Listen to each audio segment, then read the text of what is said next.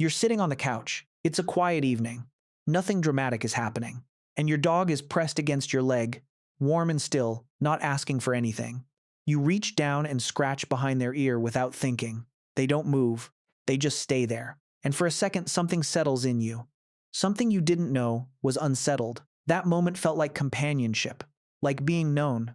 The question nobody asks is whether that feeling belongs to you or to them. Because here's what the science actually says.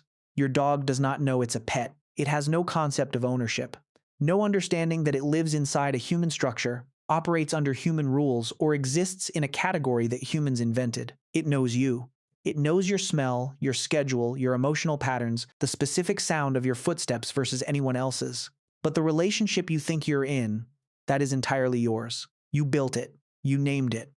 And the reason you needed to say something about humans that most people never stop to examine, stay with this.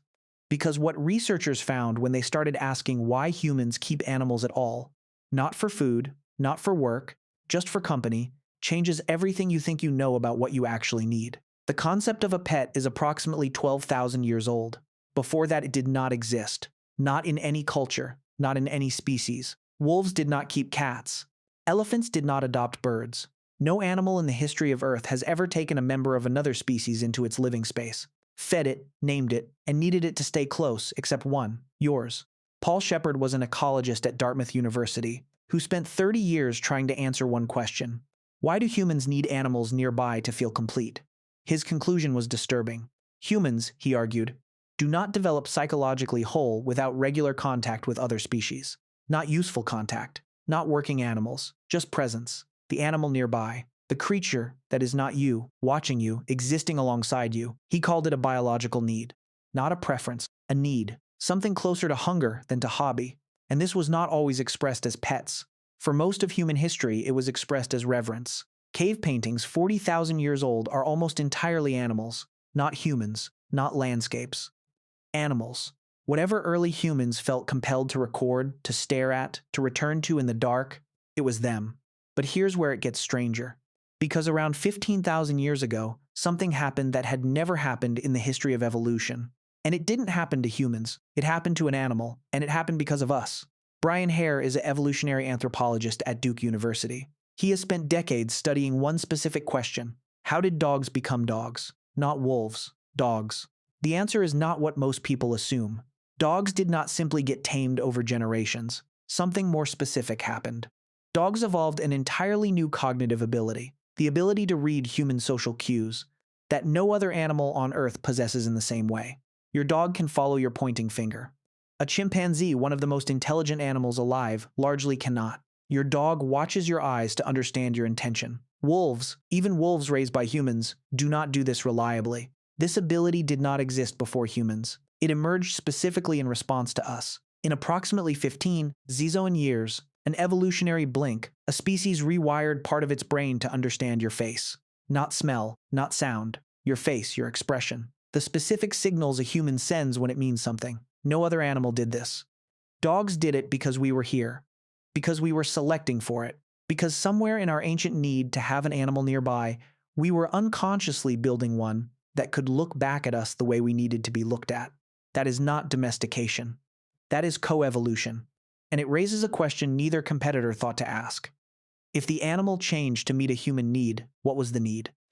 Because what John Bradshaw found at the University of Bristol about cats quietly dismantles every assumption you have about what the animal in your house is actually doing there. John Bradshaw is an anthrozoologist, a scientist who studies the relationship between humans and animals. His finding about cats is one of the strangest results in the field. Cats, unlike dogs, did not undergo the same cognitive rewiring. They did not evolve to read human faces. They did not develop pack loyalty or social bonding instincts oriented toward humans. What they did was simpler and in some ways more unsettling. They made a calculation. Approximately 10,000 years ago, as humans began farming and storing grain, rodents gathered where grain gathered. Cats followed the rodents.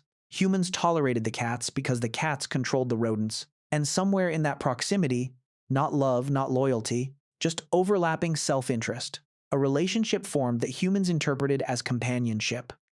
The cat never signed that contract. It moved closer because moving closer worked. Humans decided what it meant, and we have been deciding what it means ever since. Your cat is not confused about what it is. It is a solitary predator making efficient use of a warm environment.